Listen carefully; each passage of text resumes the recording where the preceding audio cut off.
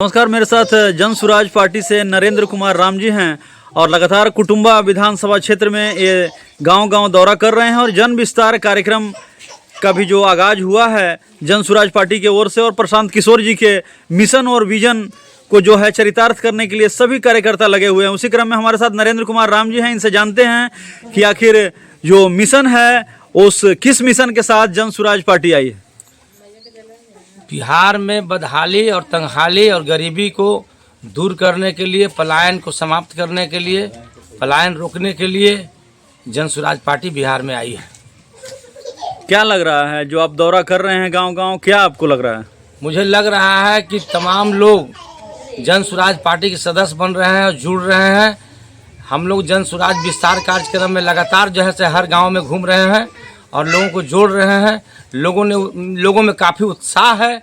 लोग चाह रहे हैं कि बिहार का बदलाव करने के लिए जन स्वराज पार्टी सबसे बढ़िया पार्टी है।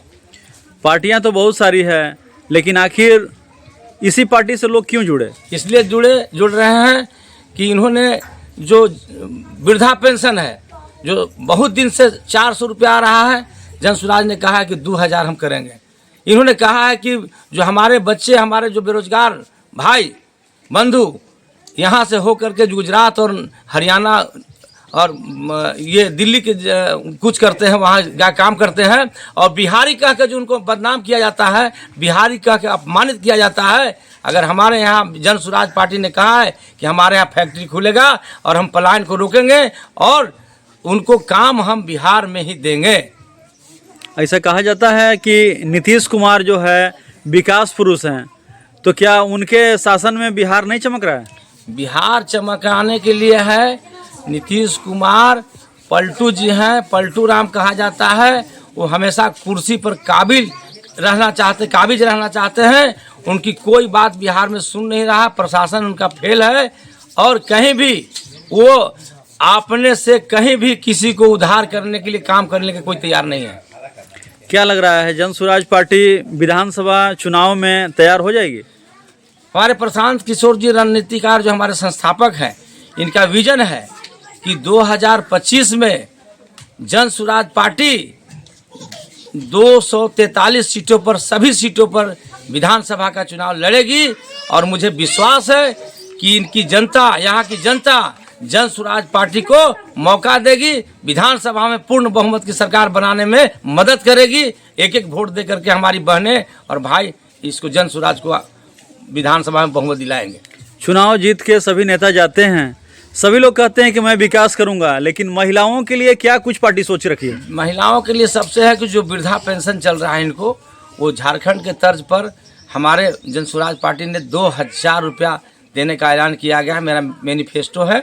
और दूसरी बात इन्होंने कहा है कि 4% के जो न्यूनतम ब्याज दर है उस पर हम लोगों ने महिलाओं को स्वरोजगार करने के लिए, घरेलू काम करने के लिए, घरेलू उद्योग धंधे छोटे छोटे काम करने के लिए 400 रुपया न्यूनतम ऋण पर हम इनको ब्याज दिलवाएंगे ताकि ये अपना खुशहाली जीवन व्यतीत करने के लिए काम करेंगे। एक बहुत बड़ा समस्या आता है बिहार में, पलायन जो है वो लगातार बढ़ता है, तो क्या लग रहा है पलायन को रोकने के लिए कौन सा आपके पास है विजन? है कि जो हमारे बिहार में डालमिया फैक्ट्री बंद है, गुरारू चीनी मिल बंद है, ऐसे बहुत से उद्योग धंधे बंद हैं। आपको पहले कालीन उद्योग होता था, ओबरा में वो बंद कर दिया गया है। तो छोटे छोटे जो उद्योग धंधे बंद कर दिए गए हैं। बड़े बड़े कारखाना खोलने की जो बात करती है सरकार, खुल नहीं रही है। कारखाना बिहार में खुलेगा। कल कारखाना खुलने से यहाँ के लोग 15-20 हज़ार कमाने के लिए बिहार में रहेंगे और अपने परिवार के साथ रह करके अच्छा सुखी जीवन व्यतीत करेंगे। इससे पलायन रुकेगा। आप गांव-गांव घूमते हैं, तो आखिर महिलाओं हो या लोगों में कौन सी समस्याएं आपको अभी रन कर रही है? सबसे ज़्यादा समस्याएं रन कर रही है कि बेरोजगारी इन लोग के पास बढ़ा हुआ है। दूसरी बात है कि काम नहीं मिल रहा है। कोई काम ऐसा नहीं है जिससे हमारी महिलाएं, हमारी बहनें वहाँ काम करेंगी और 2 पैसा कमाएंगी। दूसरा चीज़ है कि अभी देख रहे हैं कि गांव में अभी भी सबका कॉलोनी जो बनता है सरकार के द्वारा से नहीं बन रहा है। सरकार की मंशा था, पिछले सरकार में कहा गया था कि जिसके भूमिहीन है जिनके पास जमीन नहीं है, सरकार 3 डिसमिल जमीन देगी, 3 भी मिला और न 5 मिला। हमारे जीतन राम मांझी ने कहा था कि 5 डिसमिल जमीन देंगे, तो 3 न मिला न 5 मिला। आज लोग गरमनिरवा जमीन पर बसने के लिए तैयार हैं, बसे हुए हैं, और कल अगर सरकार चाहेगी तो ये लोग को हटा देगी, ये लोग बेघर हो जाएंगे। इसकी चिंता भी इन लोग के पास है। इसलिए जन स्वराज पार्टी की सरकार बनेगी तो इनको बखूबी अपने भूभाग पर बसाने का काम करेगी, इसलिए वे हमारे साथ जुड़ रहे हैं।